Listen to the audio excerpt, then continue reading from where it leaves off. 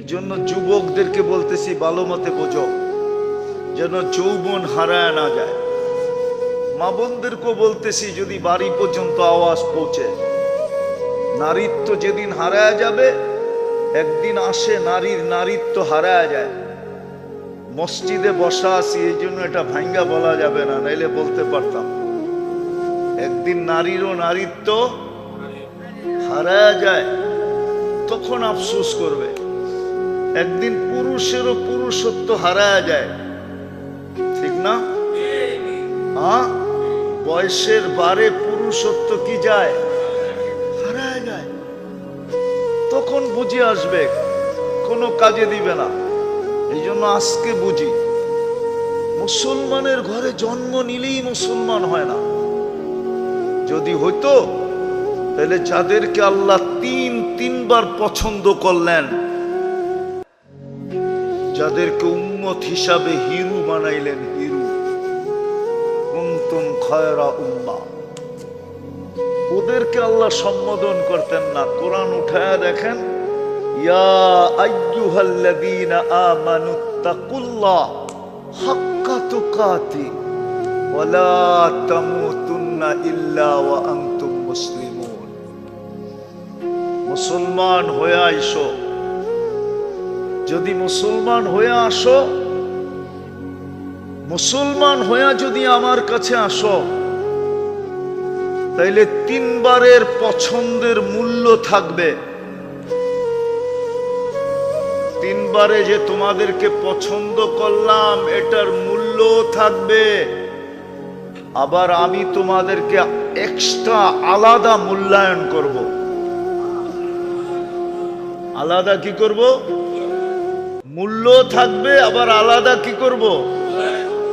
মূল্যায়নও করবে। এই উম্মতকে আল্লাহ কিয়ামতের দিন আলাদা মূল্যায়ন করবে। আপনি জানেন না এই উম্মতকে কিয়ামতের দিন আলাদা কি মূল্যায়ন করবে? কোন হুজুর বলতে পারবে না। 7 দলকে যে আরশের নিচে ছায়া দিবে, এটা কোন নবীর উম্মতকে দিবে, এটা কোন হুজুর বলতে পারবে না। এটা শুধু আমাদেরকে দিবে। এটা আলাদা আলাদা মূল্যায়ন। আমাদেরকে 7 ভাগে আরশের নিচে ছায়া দিবে। যুবকদেরকে বিলকুল আলাদা ভাবে দিবে। বাকি 6 দলকে 6 ভাবে আরশের নিচে ছায়া দিবে। শুধু এইখানেই শেষ না মূল্যায়ন। কিয়ামতের দিন আমাদেরকে আল্লাহ কিয়ামতের মাঠেই দাঁড়াইতে দিবে না। কেননা মাঠে তো আসামি দাঁড়াবে। কে কে কে? কাঠগোড়ায় কে দাঁড়ায়? আমি শেষ জায়গায় চলে আসছি। বন্ধুর রঙে রঙিন হও। খুশকান্দির মানুষ ভালো মতে বোঝেন।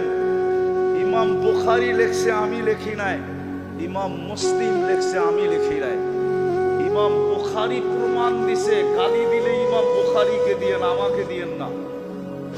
প্রমাণ ইমাম মুসলিম দিছে, গালি দিলে ওনাকে দিয়েন, আমাকে দিয়েন না। আমি তো ওনাদের কৌল কিতাব থেকে নকল করতেছি। এই জন্য ইমাম বুখারী আর মুসলিম লেখছেন, কবরের প্রথম প্রশ্ন হবে, মা কুনতা তাকুলু ফি হাদার রাজুলি মুহাম্মাদিন। বল, তোকে যেই নবীর উম্মত বানায় আমি হিরো বানাইছিলাম, মূল্য আর মূল্যায়ন দিছিলাম, মূল্য আর মূল্যায়ন করছিলাম, আমার বন্ধুর রঙে কতটুকু রঙিন ছিলি বল। কবরের প্রথম প্রশ্ন এটা হবে যুবক ও মা বোনরা, কবরের প্রশ্ন প্রথম এটা হবে। আপনাদেরকেও বলতেছি, কবরের প্রথম প্রশ্ন ইমাম বুখারী বলতেছে এটা হবে যে আমার বন্ধুর রঙে কতটুকু রঙিন ছিল, না অন্যের রঙে রঙিন ছিল তুমি। যুবকের চুল দেখলে তো বোঝা যায় না ও বন্ধুর রঙে রঙিন। যুবকের গেঞ্জি দেখলে তো বোঝা যায় না ও বন্ধুর রঙে রঙিন। বন্ধু বোঝো, আরে আমরা যারা আশেক বলি, আশেক নবীর আশেক না, আশেক না আমরা? কে কে দাবি করে যে আমি নবীর আশেক? সবাই? আমার মনের থিকা? কিন্তু যুবকের চুল তো বলে না ও নবীর আশেক, যুবকের গেঞ্জি তো বলে না ও নবীর আশেক,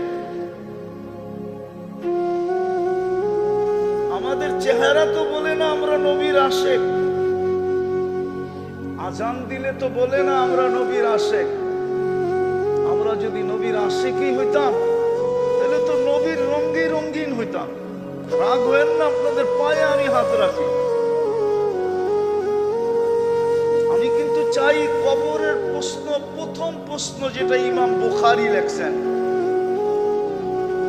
প্রথম প্রশ্ন হবে আমার বন্ধুর রঙে কতটুকু রঙিন। বুখারী শরীফ থাকলে নিয়ে আসেন, আমি বাইর করে দেখায় দিই। ৫ম নম্বর পারা, কিতাবুল জানায়েজ, বাব হইল ইন্নাল মাইয়িতা লা ইয়াসমাউ কিরাআন নিআল। ওইখানে এই হাদিস ইমাম বুখারী আনছেন। প্রথম প্রশ্ন হবে, বল তোকে এত বড় মূল্য দিলাম আর মূল্যায়ন দিলাম, আমার বন্ধুর উম্মত হওয়ার কারণে এক রাত্র ৮৩ বৎসরের ইবাদত দিলাম, তুই খাটলি এক রাত্র, আমি দিলাম ৮৩ বৎসরের ইবাদত। লাইলাতুল কদর কয় রাত্র খাটলেন? কয় রাত্র ইবাদত দিল? কয় রাত্র? ৮৩ বৎসরের। কার কারণে? মুহাম্মাদুর।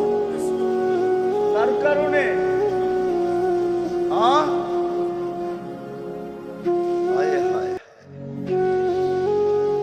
রমজানে এক ঢোক পানির বিনিময়ে জান্নাত উঠায়া দিয়া দিল। কয় ঢোক? কার কারণে? জোরে বলেন না মুহাম্মাদুর। যতবার বলবেন ততবার ১২০ নেকি। কার কারণে এক ঢোক পানির বিনিময়ে জান্নাত উঠায়া দিল? মনে হয় মানতে চায় না, চোখ বড় হয়ে গেছে। এটা আবার কয় কি? এক ফুট পানির বিনিময়ে জান্নাত। আমি হাদিস দিতেছি, মান ফাত্তারা সাইমান শুরবাতা মা, যে কোনো রোজাদারকে এক ঢোক পানি দিয়ে রোজা খোলাইলো, ফালাহু ইতকু রাকাবাতিন, আল্লাহর রাসূল বলে সে নিজেকে জাহান্নাম থেকে মুক্ত করলো। জাহান্নাম থেকে মুক্ত হইলে কোথায় যাবে? জাহান্নাম থেকে মুক্ত হইলে কোথায় যাবে? তাহলে ডাইরেক্ট জান্নাত বললে কোনো অসুবিধা আছে? এক মুখের বিনিময়ে জান্নাত। আফসোস, কান্না আসে, মনে চায় চিৎকার দিয়া কাঁদি। আজকে যুবকের গেঞ্জি দেখলে কান্না আসে। কোথায় আর্জেন্টিনা, কোথায় ব্রাজিল?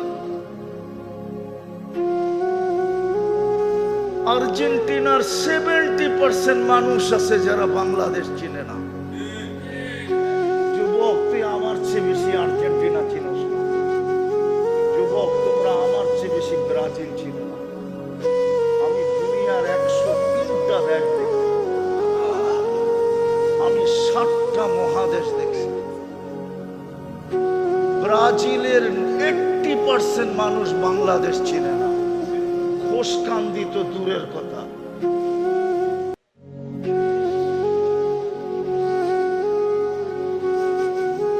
আমার চিৎকার দিয়ে কাঁদতে মনে চায়, বিশ্বাস করেন, আমার বুক ফেটে যায়, কারণ আমি নবীর আশেক হয়ে মরতে চাই।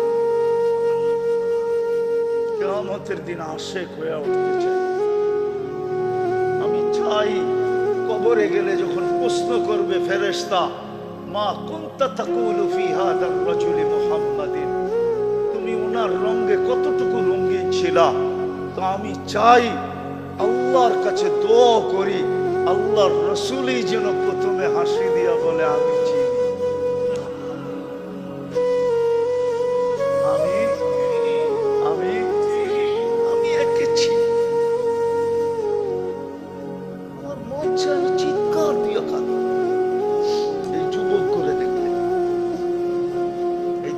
কথা শুরু ছিল, মুসলমানের ঘরে জন্ম নিলেই মুসলমান হয় না। যদি হইতো তাহলে আল্লাহ মুসলমানকে কেন বলতেন ইয়া আইয়ুহাল্লাযীনা আমানুত্তাকুল্লাহ হাক্কা তুকাতি ওয়া লা তামুতুন্না ইল্লা ওয়া আনতুম মুসলিমুন। এটা মুসলমানকে বলছে না কাফেরকে বলছে? বলো কেন বলবেন? আর মুসলমান হব কিভাবে? মুসলমান হওয়ার জন্য আল্লাহ পাঠাইছেন মুহাম্মাদুর লাকাদ কানা লাকুম ফি রাসূলিল্লাহি উসওয়াতুন হাসানাহ ওয়া ইন তুতিউহু তাহতাদু ফাত্তাবিউনি ইউহিব্বুকুমুল্লাহ মান আতাআর রাসূল ফাকাদ আতা আল্লাহ। কোরআনের 4টা দলিল দিলাম, আর চান কয়টা? গ্যারান্টি দিতেছে আমার বন্ধুর রঙে রঙিন হ, তোর কাফনে মাটি লাগতে দিব না। যে লেখছে যে বলছে ও ঠিকই বলছে, মুহাম্মাদের দেওয়ানাদের কাফনে কোনোদিন মাটি লাগে না। ও ঠিকই লেখছে, ও ঠিকই বলছে, মুহাম্মদুর রাসূলুল্লাহর দেওয়ানা হও। এই জন্য সবার কাছে পায়ে হাত দিয়া বলবো, চলেন তওবা করি। আজকে এই মসজিদে বসে তওবা করি। করবেন? যুবকরা করবা? কে কে করবা দেখি? পাক্কা? হ্যাঁ, নামাও মনের থেকে বলো আল্লাহ তওবা করলাম। হাত উঠায়া বলেন, হাত উঠায় আল্লাহ তওবা করলাম। নামান আজকের থেকে উলামাদের কেরামের ছত্র ছায়া এসা, বিশেষ করে যে সংগঠনের আজকে আয়োজন, বেশিরভাগই এরা উলামায়ে কেরাম, এদের ছত্র ছায়া এসা নবীর আদর্শে নিজেকে আদর্শবান বানায়। হতে পারে 5 টাকার গেঞ্জি যুবক তোমাকে জাহান্নামে নিয়ে যাবে। 50 টাকার গেঞ্জি, আমি হাদিস দিতেছি, মান তাশাবাহা বিকওমিন ফাহুয়া মিনহুম, যে যাদের অনুসরণ করবে কিয়ামতের দিন তাদের সাথে উঠবে। বিদায় আমি চাই না তুমি মুহাম্মদুর রাসূলুল্লাহর সাথে ওঠো। যুবকদেরকে আমি চাই হাসান হুসাইনের সাথে ওঠো। যায়া পাশে দাঁড়া। হাসান হুসাইন যদি জিজ্ঞাসা করে তোমরা আমার পাশে, আমাদের পাশে কেন? বলে বেশি কিছু ছিল না আমাদের কাছে, আপনার নানার একটা রঙে আমি রঙিন ছিলাম, এই জন্য পাশে দাঁড়াই। আমি যেরকম মা বোনদেরকে বলি যে কমসে কম পর্দা করেন, কিয়ামতের দিন হতে পারে ফাতেমা রাদিয়াল্লাহু তাআলা আনহার পাশে দাঁড়ানোর সুযোগ হবে। যদি জিজ্ঞাসা করে তুই আমার পাশে কেন? বলে কিচ্ছু ছিল না, এটা সত্য, কিন্তু আপনার মতো পর্দা ছিল, এই জন্য কাছে এসে দাঁড়াইলাম। আমার বিশ্বাস ফাতেমা রাদিয়াল্লাহু তাআলা আনহা সরায়া দিবে না, বলবে চল আমার সাথে জান্নাতে। যুবক তোমাদেরকেও বলবে হাসান হুসাইন চলো আমাদের সাথে জান্নাতে। নবীর আদর্শে আদর্শবান হইলে তুমি পাক্কা আশেক, নাইলে পাক্কা আশেক, নাইলে তুমি পাক্কা আশেক না। পাক্কা আশেক যদি হইতে চাও তাহলে নবীর রঙে রঙিন হও, নবীর আদর্শে আদর্শবান হও। কয়দিন তোমাদের যৌবন থাকবে? একদিন যৌবন শেষ হয়ে যাবে, আফসোস করতে থাকবে। সবচেয়ে বড় আদর্শ হলো 5 ওয়াক্ত নামাজ। কি ছাড়বো না ধরবো? ওয়াদা? পাক্কা? পাক্কা? ভুল হবে না? আল্লাহ আমাদেরকে আমল করার তৌফিক দান করেন। ওয়া আলাইনা ইল্লাল বালা। শুধু এইখানেই মূল্যায়ন না, জান্নাতে আমাদের আগে কারো ঢোকার অনুমতি হবে না।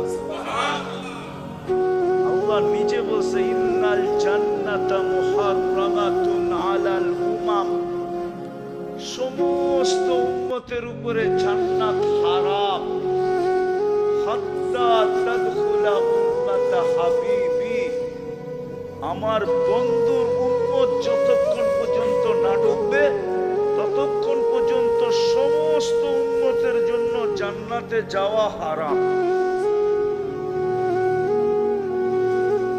আরো দেখাবো,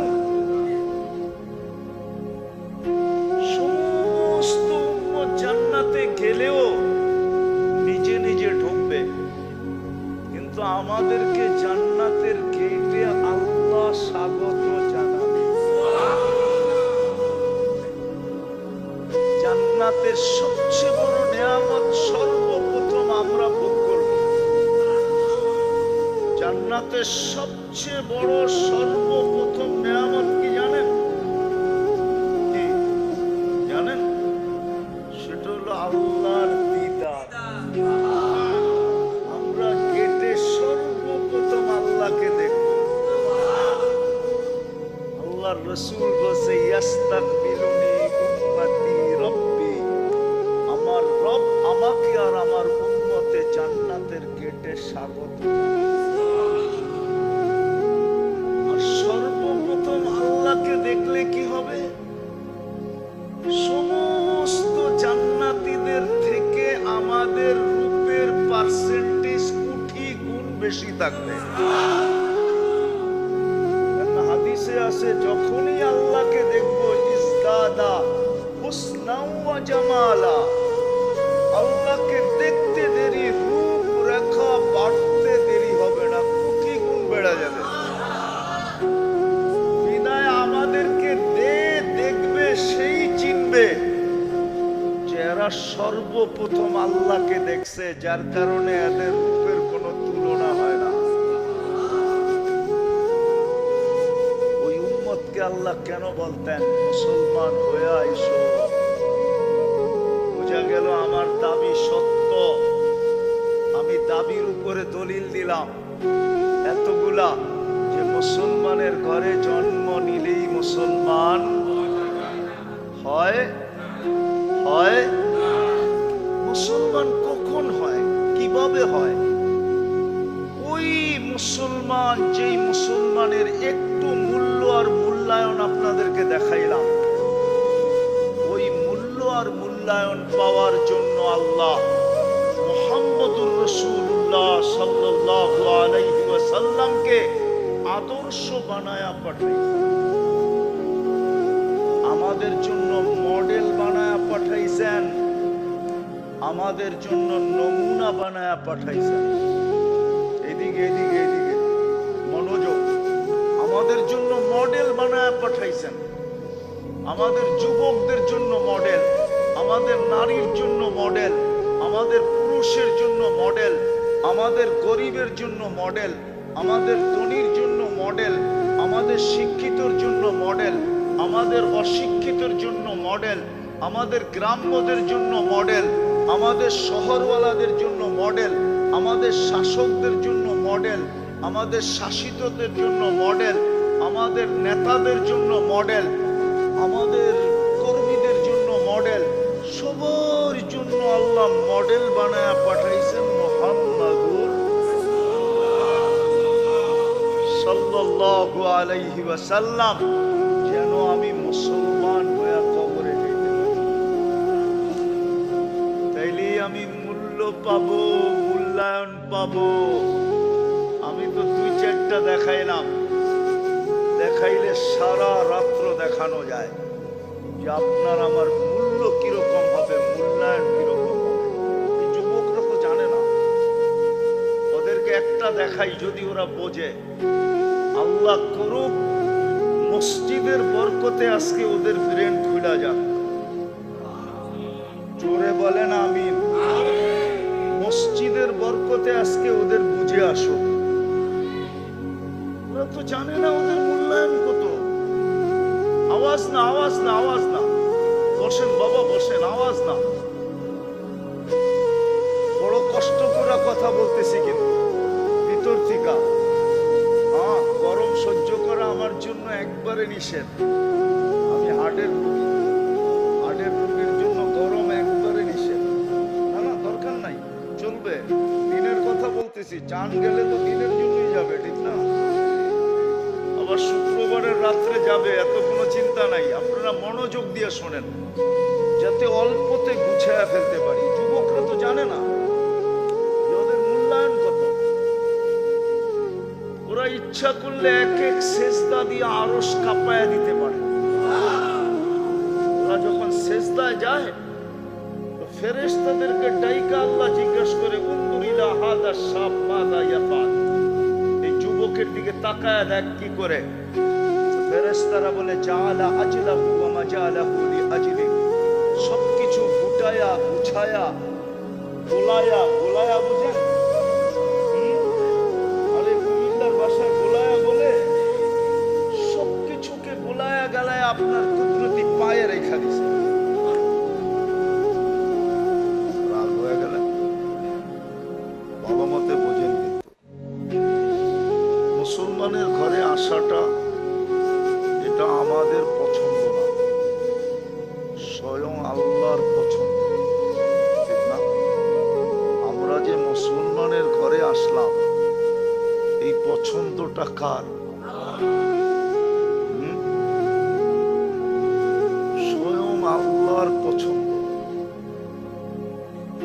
কোনো ছোটখাটো বিষয় না, কিন্তু এটা পছন্দেরও একটা মূল্য আছে, ঠিক না? হ্যাঁ, আপনার এলাকার সবচেয়ে সম্ভ্রান্ত ব্যক্তি যদি পছন্দ করে আপনার ঘরে আসলো, কি বলেন, আপনার খুশি কিরকম হবে?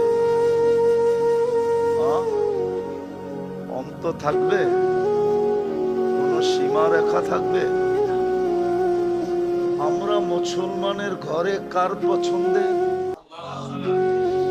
আল্লাহ চিনেন তো? চিনেন না? আরে চিনেন আল্লাহ? না, কথা তো মুরব্বীরা কয় না। আল্লাহ চিনেন? আল্লাহর পছন্দে আমরা মুসলমানের ঘরে, ঠিক না?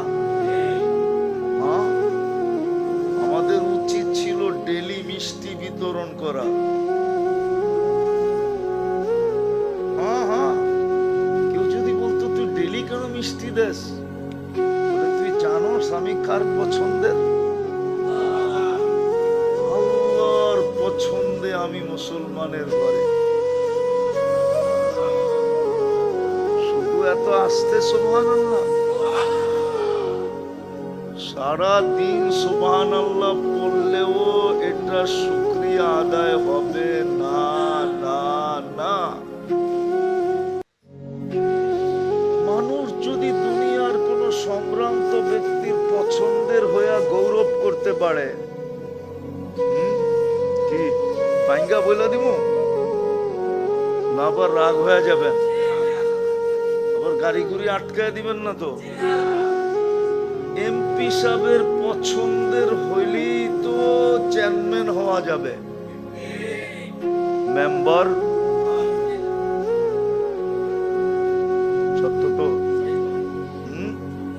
কার পছন্দের? আর আমরা কার পছন্দের? আল্লাহকে।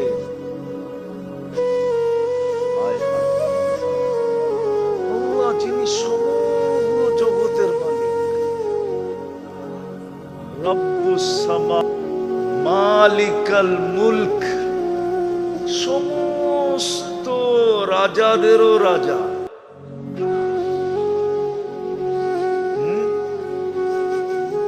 মুলকুস সামাওয়াতি ওয়াল আরদ, সব কিছুর রাজত্ব, সব কিছুর মালিক যিনি, আমারও মালিক যিনি, সমগ্র জগতের মালিক যিনি, উনি আমাকে কি করছে? আরে বানাইছে না, কি করছে? দুর্মিয়া বুঝলা গেলেন এত তাড়াতাড়ি? তাহলে কথা বুঝবেন কি করে? উনি আমাকে পছন্দ করছে। কি করছে? নাইলে আপনি মানুষ হইলেন কি করে? নাইলে আপনি মুসলমানের ঘরে আসলেন কি করে? আরেকটা দেখাবো? আরে দেখাবো। উনি যদি পছন্দ না করতেন তাহলে আপনি উম্মতে মুহাম্মদী হইলেন কি করে? উনি আমাদেরকে তিনবার পছন্দ করছে। কয়বার? কয়বার? তিনবার। মানুষ তো একবার পছন্দ করলেই জমিন দিয়ে হাঁটতে চায় না, বাতাস দিয়ে উঠতে চায়, ঠিক না? আর আল্লাহ আমাদেরকে কয়বার পছন্দ করছে? প্রথম মানুষ হিসাবে, দ্বিতীয় মুসলমানের ঘরে, তৃতীয়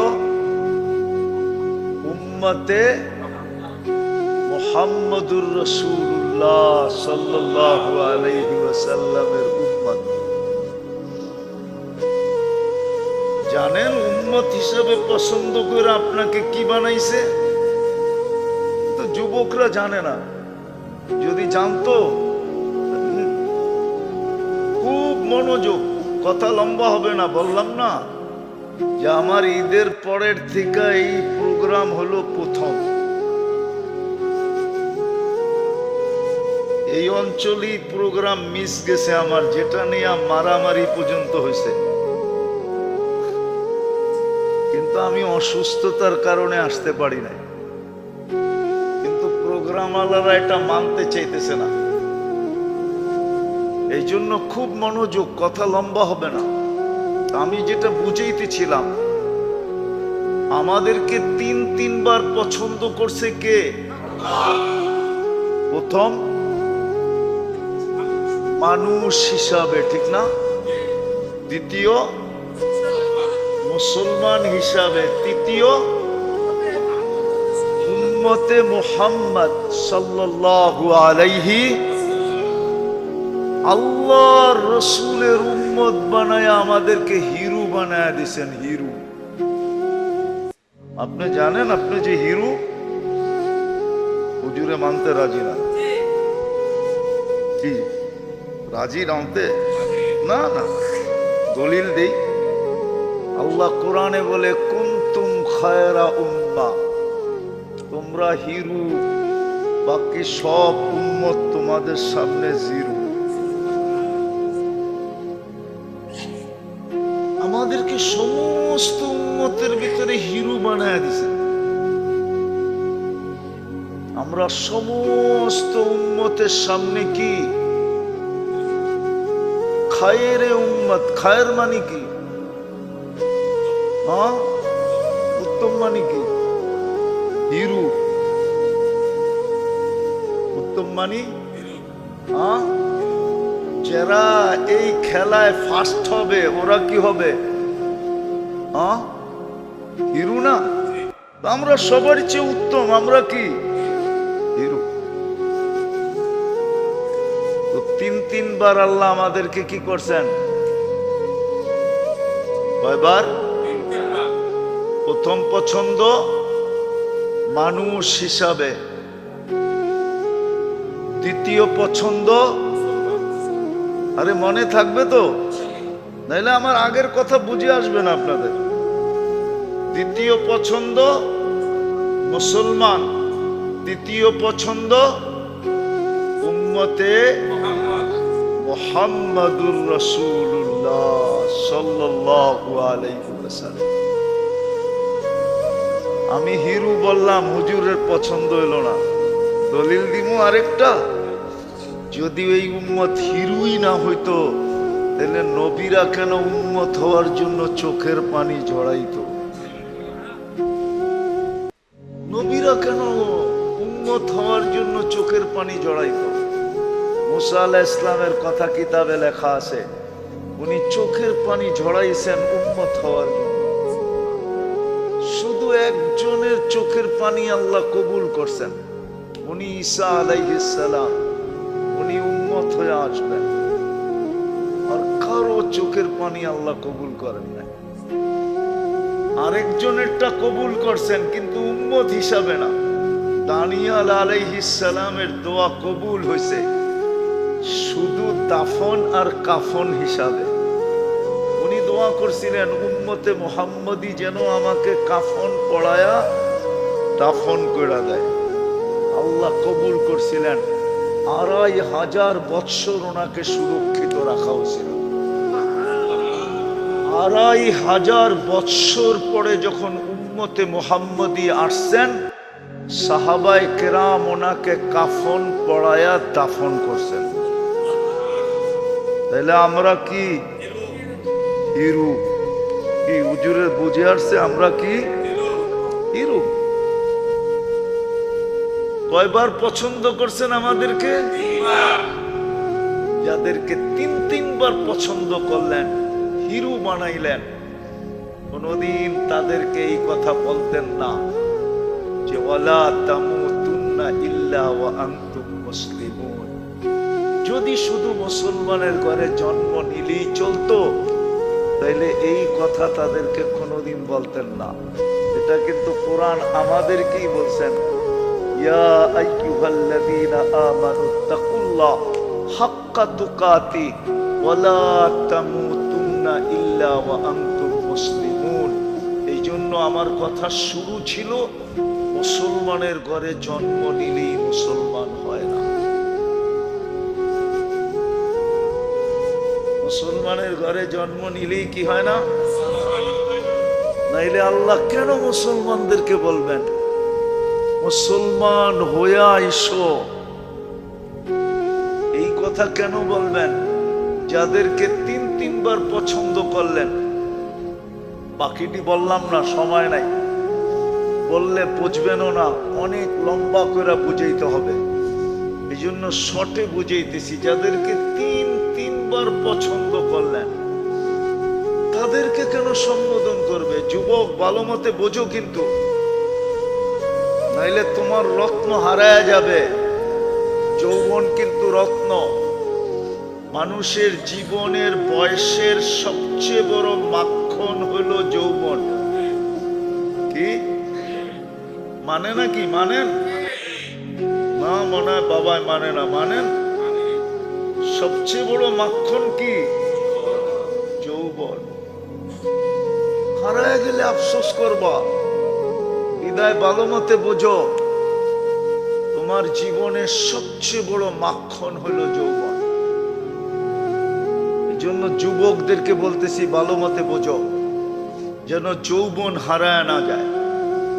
মা বোনদেরকেও বলতেছি, যদি বাড়ি পর্যন্ত আওয়াজ পৌঁছে, নারীত্ব যেদিন হারায় যাবে, একদিন আসে নারীর নারীত্ব হারায় যায়।